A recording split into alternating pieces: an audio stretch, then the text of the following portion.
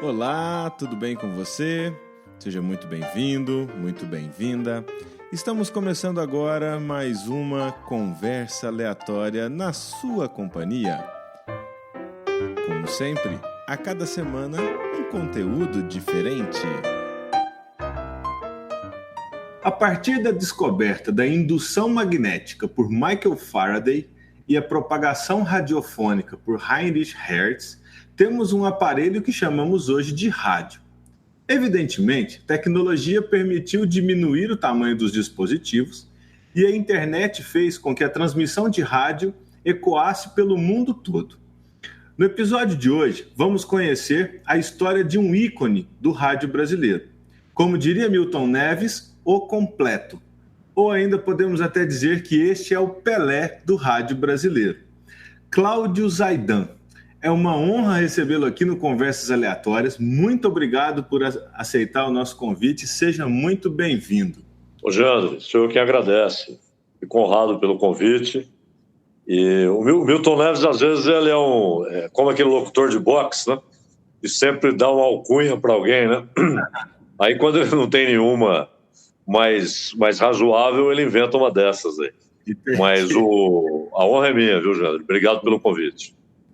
Ô, Zaidan, eu ouvi sua voz pela primeira vez durante uma viagem que eu fazia para São Paulo.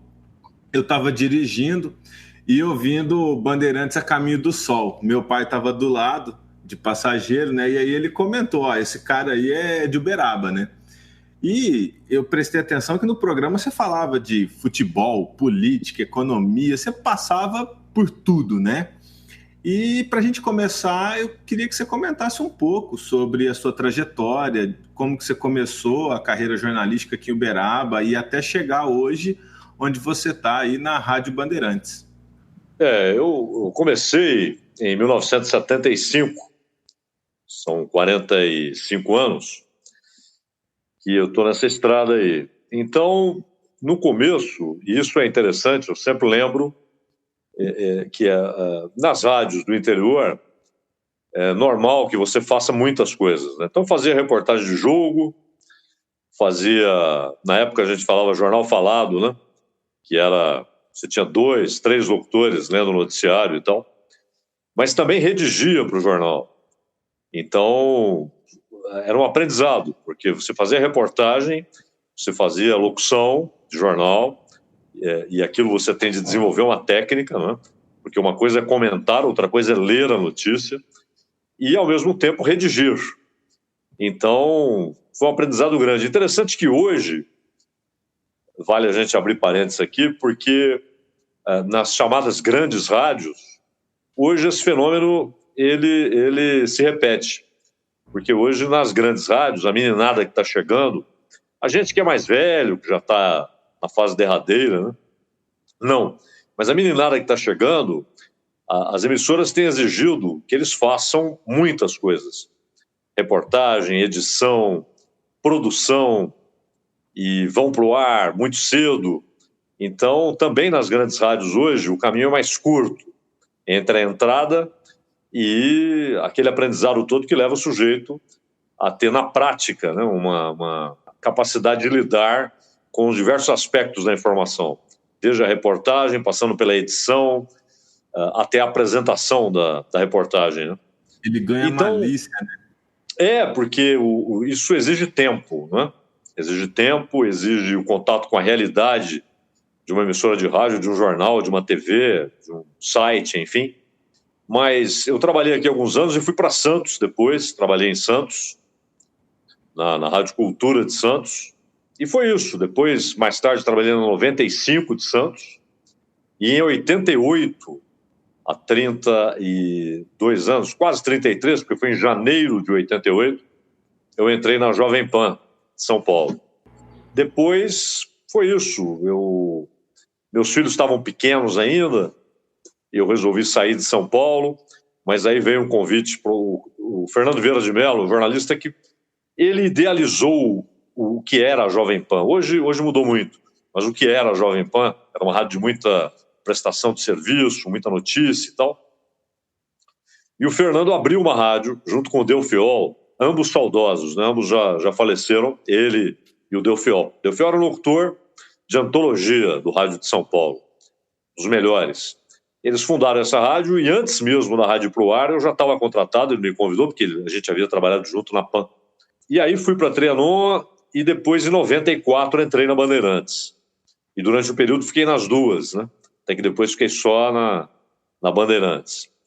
Durante 2 anos eu fiquei fora da Bandeirantes, eu trabalhei, porque um diretor da Bandeirantes, o Alberto Luchetti, ele foi para a TV Globo e se tornou ali uma espécie de diretor de núcleo, né? A Globo gosta dessas nomenclaturas dele, e ele montou uma equipe para ter ideias, então a gente se reunia 2 vezes por semana e tal, então eu fiquei um período trabalhando lá com eles, mas entrei na Bandeirantes há 26 anos, né? E de trabalho na Bandeirantes 24 anos, porque eu fiquei esses 2 anos fora, quando eu estava nesse trabalho lá com o pessoal da Globo, né?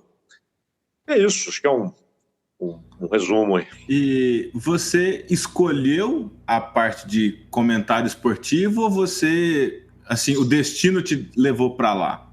Não, na verdade, eu acabei fazendo paralelamente futebol, às vezes até comentários para além de futebol, em outros esportes e tal, e jornalismo geral, jornalismo internacional, política, etc. Na própria Jovem Pan, eu fazia um programa que era um jornal, e ao mesmo tempo, quarta, domingo, às vezes sábado, fazia também jornada esportiva. Inclusive teve uma época que você falou do Milton Neves, né? A Jovem Pan na época tinha uma TV que era o HF, né? Hoje nem tem mais isso, mas acho que não tem mais. Não, tem, porque esses canais HD hoje eles chegam pra gente o HF, né? O HF, né? E a Jovem Pan tinha o canal 16. Hoje ela não tem mais, passaram para frente. E o Milton passou a narrar alguns jogos de futebol de salão e até eventualmente alguns jogos de futebol profissional de campo. E então muitas vezes eu é que tinha de fazer lá o domingo esportivo, terceiro tempo, etc. Então já na PAN fazia as duas coisas, né? E na Bandeirantes acho que desde sempre, porque, por exemplo, na Copa de 98, na Copa de 2002, na Copa de 2006, eu estava no Bandeirantes a Caminho do Sol, que você citou, e também fazendo futebol, inclusive trabalhando em jogos da Copa e tal.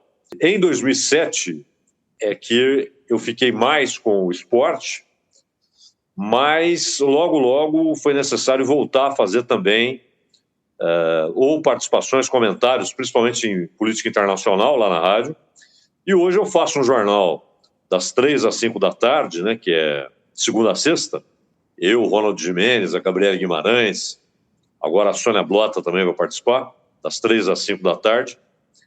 E continuo fazendo futebol. Então, as duas coisas caminharam juntas e paralelamente aí, né?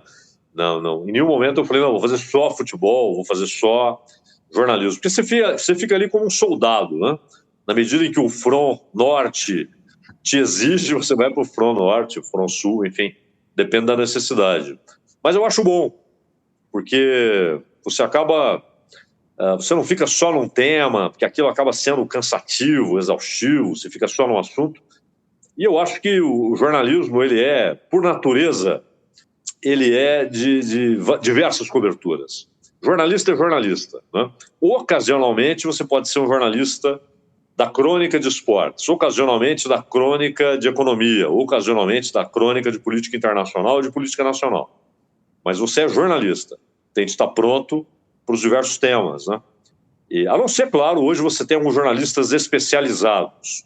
Então, aliás, a especialização chegou a um ponto que você tem um jornalista especializado em mercado financeiro, não é nem em economia, mas em mercado financeiro. Outros são especializados no campo do esporte, por exemplo, em basquete, às vezes só na NBA, outros em tênis, outros em Fórmula 1. Então há uma especialização, mas a maioria tem de estar pronta. Aliás, todos devem estar prontos para lidar com diversos temas, né? É uma característica assim, que todo mundo que vai comentar e falar sobre o Cláudio Zaidan é que você sempre se atém ao fato, né? Você analisa a situação de fora, né? E você não toma partido da notícia.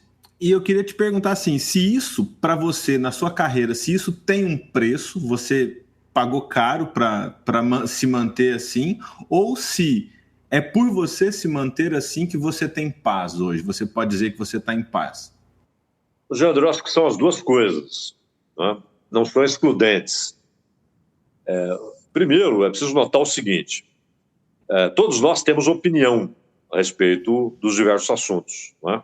Ainda mais quando se trata de política, e é fundamental que você tenha uma opinião.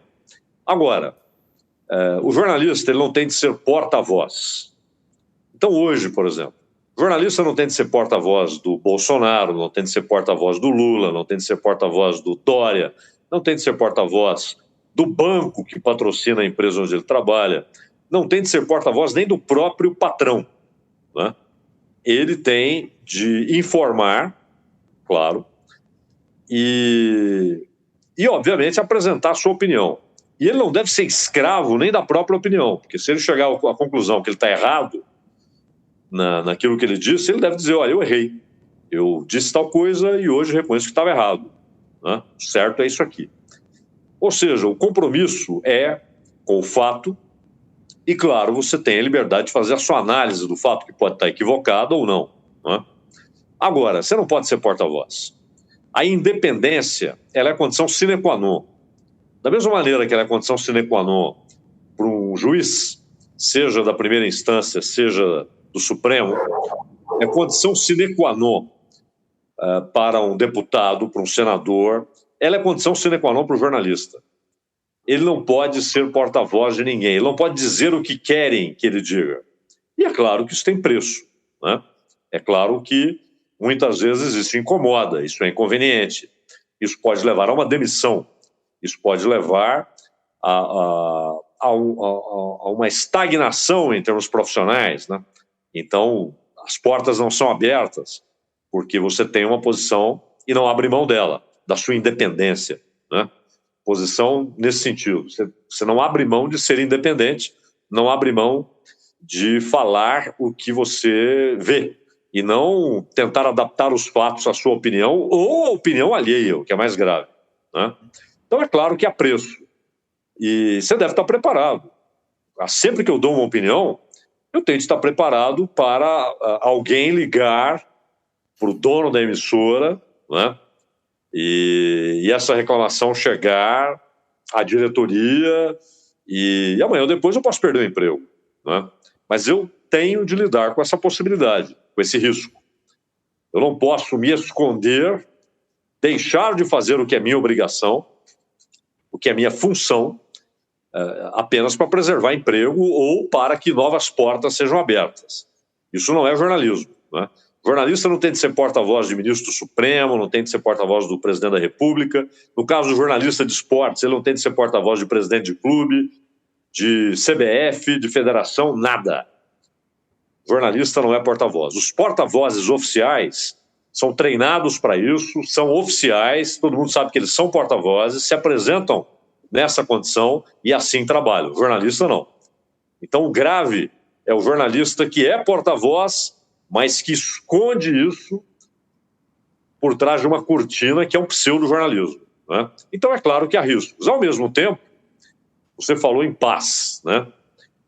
Eu acho fundamental que você... Isso não é nenhum mérito. Honestidade não é qualidade, é obrigação. E a honestidade intelectual, né, que é um tipo de honestidade, ela é uma obrigação. Então, se você diz o que você não pensa só para agradar alguém, só para que a posição de alguém seja representada, e você vende aquilo como se fosse a sua opinião, ou o que é pior, como se fosse um fato, isso é muito grave, muito grave. Então, é fundamental que você tenha paz, não porque, olha, que maravilha, não.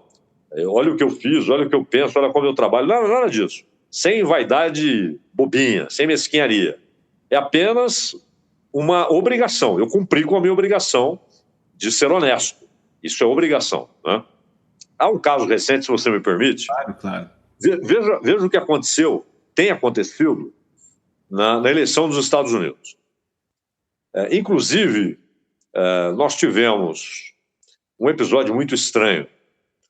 O New York Post, que não é, claro, um jornal da importância do New York Times ou do Washington Post, né? Mas ele está entre os 4 mais vendidos dos Estados Unidos. Ele é um jornal importante. Chegou à redação do New York Post chegou a informação de que e-mails do Hunter Biden, filho do Joe Biden, foram identificados e que mostravam negociatas feitas na Ucrânia, na China. Não há nenhuma evidência, nada, de que aquilo seja forjado, de que aqueles e-mails não sejam do Hunter Biden. Inclusive, com menções ao próprio Joe Biden. Não há nada que abone a ideia de que aquilo é falso. Muito bem, o New York Post publicou aquilo. Claro que não tem a mesma repercussão de um New York Times, de um Washington Post, etc. Assim que a questão foi levantada, simplesmente veio uma versão, um tanto quanto conspiratória, de que aqueles e-mails tinham sido fabricados pela inteligência russa, de que a Rússia tinha produzido aqueles e-mails. Porém, toda a análise feita dos e-mails continuava apontando para a autoria de Hunter Biden, o filho de Joe Biden. O que fez o Washington Post, o que fez a CNN americana, o que fez a NBC, a ABC, eles sonegaram a informação, abraçaram rapidamente a versão de que os russos produziram aquilo, e pode até ser que ao fim da história, ao fim e ao cabo, a conclusão seja, tudo isso é falso. Né? O Hunter Biden e o Joe Biden não têm culpa nesse assunto. Pode até ser. Mas qual é a função do jornalista? Investigar. Justamente. Ele precisa investigar para saber se é falso, se é verdadeiro. Quando os jornalistas se negam a investigarem, quando eles se negam à informação, quando eles só negam informação ao público, isso deixa de ser jornalismo, passa a ser trabalho panfletário. Nos Estados Unidos eles têm um costume, eu acho muito bom por sinal, eles assumem editorialmente quem eles apoiam. Então o New York Times, o Washington Post, as televisões colocam, apoiamos o candidato tal por isso. Perfeito. Só que a linha editorial não pode contaminar o noticiário. O noticiário é o noticiário, o fato é o fato. Então, os jornalistas poderiam sair da redação com faixas, Biden, viva Biden, elejam Biden. Isso é um direito de cada cidadão. O que eles não podem, na função de jornalistas, é sonegarem informação, ocultarem informação, censurarem informação, né? Então, quando eu digo independência, é isso. É independência, às vezes, das suas próprias convicções. Eu quero que aconteça isso. Então, o cara pode pensar, eu quero que o Biden seja eleito. Mas isso não me dá direito de mentir, de sonegar informação, de ocultar ou censurar informação.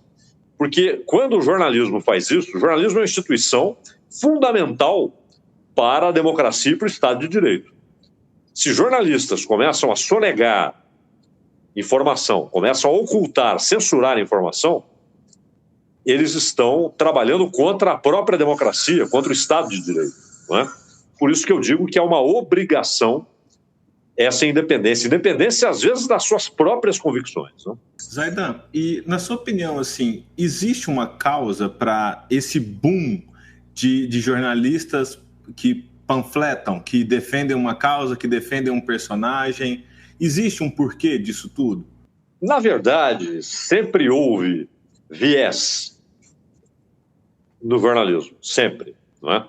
Se você pegar, isso é até interessante, jornais do interior dos Estados Unidos no século XIX, ou jornais brasileiros do século XIX, inclusive alguns heróicos, né? Alguns que enfrentaram problemas porque abraçavam a causa republicana durante o Império, etc. Então sempre houve a posição pessoal do jornalista, o editorial, a linha editorial de um jornal, de uma TV, de uma rádio, quando passaram a existir primeiro o rádio, depois a TV, mas antes, já na época em que só havia jornais, né, muitas vezes havia um comprometimento ou ideológico, né, ou um comprometimento, aí é mais grave, financeiro. Ou seja, alguém pagava para que o jornal escrevesse tal coisa. Isso não é novo, isso não é recente. E o que não pode é que a linha editorial contamine a informação, né? Mas ao longo da história, várias vezes isso aconteceu. É claro que nas ditaduras, por exemplo, Právida, nos tempos do Stalin, só poderia escrever loas ao Stalin, né? Elogios ao Stalin. Os editores do Právida não tinham alternativa, não é? Era isso ou não era perder o emprego, era perder a vida, né? Na Coreia do Norte de hoje, ou na China de hoje, a gigantesca China, a imprensa serve ao Estado. Mesmo os veículos privados, né, na China há, na Coreia do Norte não, mas eles são atrelados ao Estado, eles dependem do Estado, eles não sobrevivem sem o Estado. Agora, nas democracias, o que se espera é que haja muitas posições, jornais com ideologias diferentes, normal, tudo isso é normal. O que não pode, repito, é que por causa da posição ideológica, e aí é mais grave até do que o jornalista que está lá na ditadura, que não tem alternativa. Ou ele escreve aquilo, né? Ou ele perde o emprego e às vezes perde a vida, ou perde a liberdade. Mas nas democracias, isso é mais grave, porque voluntariamente muita gente começa a distorcer fatos, distorcer a notícia, só por causa da sua posição, da sua preferência eleitoral, política, ideológica, enfim. Isso é muito grave, né? Realmente. Já que você falou da ditadura, dos países, né, em que a ditadura existe ainda, tudo, como que foi ser jornalista no Brasil durante o período da ditadura?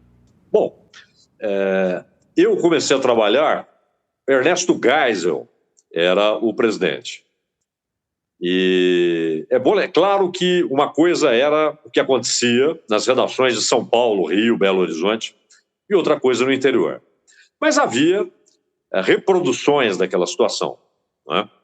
Por exemplo, a censura prévia, além de censura, é a prévia, ou seja, o sujeito ficava na redação e antes do jornal ser mandado para a impressão, passava pelos olhos do censor. E se ele dissesse, isso aqui não vai, não ia. Você, claro, já viu, já estudou a história do Estadão e do Jornal da Tarde. Quando uma matéria era censurada, no início eles deixavam em branco, ou colocavam uma outra notícia. Até que o Estadão teve uma grande sacada. Quando uma notícia era censurada, eles colocavam ali trecho dos Lusíadas, colocavam Camões, né? Uhum. Então o leitor, com o tempo, percebeu que aquele troço que de repente estava ali na primeira página, às vezes, por que na primeira página tem um trecho de um poema de Camões? Ele começou a notar que aquele era um recado do jornal. O que seria publicado nesse espaço foi censurado. O Jornal da Tarde fez uma coisa mais prosaica, do mesmo grupo, aliás, do Grupo Estado, e publicava receitas. Mas as pessoas logo entenderam, uma receita na primeira página do jornal, obviamente aquilo era um recado. A notícia que sairia nesse espaço foi censurada, né? E por isso estamos publicando esse troço aqui. Então, nos jornais você tinha isso. Agora, nas rádios e TVs, a coisa é diferente, porque você não tem como ter a censura prévia, a não ser que todos os programas fossem gravados, e obviamente não eram. Então, quantas vezes, por exemplo, na Bandeirantes, o Leporassi, Vicente Leporassi, histórico no jornalismo da Bandeirantes, ele tinha um programa de manhã, e várias vezes ele teve que comparecer ao DOPS, né, a Polícia Federal, etc. No interior, era diferente, porque você tinha, muitas vezes, o quê? A Polícia Federal mandava um recado para a direção da rádio, olha, fulano disse isso aí, e às vezes até era uma advertência sem grande barulho, era mais ou menos assim, olha, fala para tomar cuidado, né? E às vezes até chegavam recados dos militares. E depois, quando eu fui trabalhar em Santos, Aí já era, porque Santos é uma cidade historicamente de oposição, né? Algumas cidades têm essa característica histórica, né? Inclusive daquela máxima anarquista, né? Se há governo, eu sou contra, né? Então, é uma cidade onde há muita politização naquilo que é feito, né? Acho que era, hoje bem menos. Até porque hoje as rádios lá, muitas simplesmente reproduzem rádios de São Paulo. Esse, aliás, é um outro evento dos nossos tempos que precisa ser abordado, né? Rádios que, em vez de trazerem notícias locais, reproduzem o que está acontecendo em São Paulo, no Rio de Janeiro e tal. Mas em Santos já havia um cerco maior, né? Um cerco maior, uma vigilância maior e uma possibilidade maior, se não de ter de comparecer para um depoimento, mas de haver uma pressão sobre a direção, às vezes para dizer, fala para tomar cuidado, ou às vezes até para dizer, pô, demite esse cara. Isso aconteceu muito, muita gente foi demitida. Mas essa era a consequência menos grave, porque muitos foram presos e alguns foram mortos. Está aí o caso do Vladimir Herzog, né? Ao mesmo tempo, no governo Geisel, já havia uma diferença em relação ao governo Médici, né? O governo Médici foi o auge da repressão. Aliás, o período militar no Brasil, aquele período ditatorial, ele tem, na verdade, fases bem distintas, né? Porque os presidentes eram muito diferentes uns dos outros. O Castelo Branco, por exemplo, o primeiro, ele defendia a liberalização da economia e imaginava uma devolução do poder aos civis o mais rápido possível. O Costa e Silva até seguiu essa linha até algum momento, mas depois ele acaba cedendo às pressões das alas mais duras e é o responsável por assinar o AI-5 no final de 1968. No período Médici, é o período de mais repressão, mas ao mesmo tempo de uma abertura econômica, né? Mas a repressão foi terrível. Foi um período de mais prisões, torturas, desaparecimentos. Foi no governo Médici. Já no governo Geisel, o Geisel, do ponto de vista econômico, ele pensava de maneira muito diferente dos seus antecessores. Ele era muito mais estatizante e nacionalista. E ele pertencia a uma ala do exército que tinha muita desconfiança dos Estados Unidos. Tanto que no caso do acordo nuclear para fazer Angra, ele opta pelo equipamento alemão, resistindo à pressão dos Estados Unidos e tal.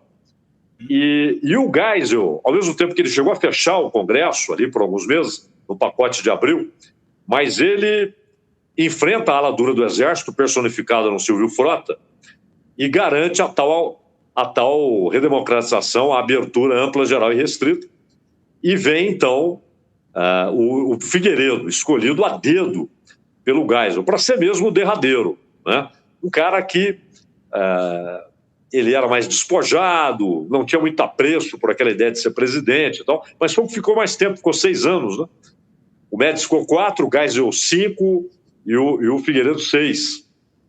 Mas no Figueiredo, tanto que o Figueiredo usa aquela frase, vou prender e arrebentar quem for contra a abertura, né? Uma frase até contraditória em si e tal. E houve aqueles atentados do Rio Centro. Mas ali, início dos anos 80, e quando eu trabalhei em Santos, já em 79, 80 e tal, já havia uma possibilidade maior das coisas serem ditas, né? Eu acredito que jornalistas trabalharam antes de 75, eu comecei em 75, enfrentaram, principalmente entre 69, porque o AI-5 é de dezembro de 68. Então, de 69 a 75 foi o período mais pesado, né? E aí começa a haver uma possibilidade maior de as coisas serem ditas. A Bandeirantes, inclusive, traz aquele programa, o Abertura, né? Que tinha o Glauber Rocha, que fazia aqueles discursos psicotélicos, né, do Glauber Rocha e tal. O Enfio começa a ter mais espaço, ele que antes, só para quem viu, Pasquim, né? O Enfio. E o Paulo Francis começa a ter mais espaço já como correspondente internacional, seus textos já deixam de ser censurados, desaparece a censura prévia, já é uma mudança, né? Mas eu acho que todo mundo que trabalhou naquele período teve um probleminha ou outro com a censura ou com essas advertências, ou até com pressão para o sujeito perder o emprego.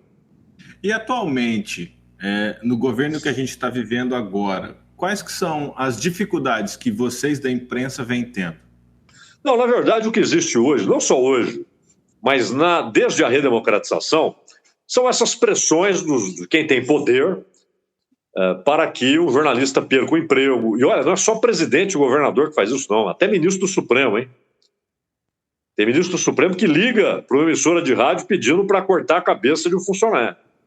Ministro do Supremo, né? Isso acontece. Às vezes acontece em cidades do interior, o prefeito liga, né, para o dono da rádio. Pô, esse cara aí está falando. Isso é corriqueiro, né? E às vezes há pressões econômicas. Ou seja, o governo tem empresas. Essas empresas fazem propaganda. E aí você tem uma fonte de pressão que é silenciosa, mas que pesa até mais do que um telefonema, que é dinheiro. Não é? Isso acontece em diversos níveis, desde a prefeitura, que bota a sua empresa local para fazer propaganda no rádio, no jornal, passando pelo governo do estado, que também usa suas empresas, e o governo federal, Petrobras, Banco do Brasil, né? Então eles usam muitas vezes a pressão econômica para tentar provocar um quadro de censura. Cabe aos jornalistas não cederem, né, trabalharem normalmente, e cabe aos donos das empresas terem apreço pela independência das suas empresas e não se curvarem à pressão de governo. Eu lembro de uma entrevista que você deu, Zaidan, em que você fala sobre a importância do patrocínio privado, né, nos meios de comunicação, justamente para que a empresa não fique dependendo do patrocínio estatal, né? Claro. É claro que também a empresa privada pode exercer pressão, mas aí, aquele negócio, você fala que os bancos cobram juros estratosféricos, né? E é claro que alguém do banco pode ligar lá para o seu amigo, dono da emissora, e dizer, pô, seus jornalistas aí estão... Mas isso geralmente não acontece. Mas pode acontecer. É preciso também resistir. Só que quando você tem o seu faturamento da empresa garantido por investimento privado, ou seja, por propaganda de empresas privadas, se uma sair, tem outra, né? E a relação é mais civilizada. Agora, se você não tiver o patrocínio da empresa privada, você vai depender de dinheiro público. E aí você vai virar porta-voz de governante, né? Então, definitivamente, o principal papel da publicidade privada é exatamente evitar que o jornalismo se torne refém de propaganda de governo, né? Cláudio Zaidan, uma das vozes mais esclarecedoras do rádio brasileiro, muito obrigado por essa aula que eu tive hoje. E eu deixo o canal aqui aberto, quando você tiver um tempinho passando por Uberaba, quiser vir aqui conversar com a gente, estaremos aqui de microfones abertos para te ouvir. Zaidan, muito obrigado por ter aceitado o nosso convite. Mais uma vez eu te agradeço. Ô Jandro, sou eu quem agradece, viu? A conversa foi muito boa, parabéns pela condução aí. E sucesso em todas as empreitadas aí. Felicidades. Muito obrigado, Zaidan. Agora, além de poder acompanhar o nosso podcast em qualquer plataforma de streaming, você também pode ouvir o Conversas Aleatórias no YouTube. O link está no meu perfil do Instagram, @FaleComGeandre. Vai lá,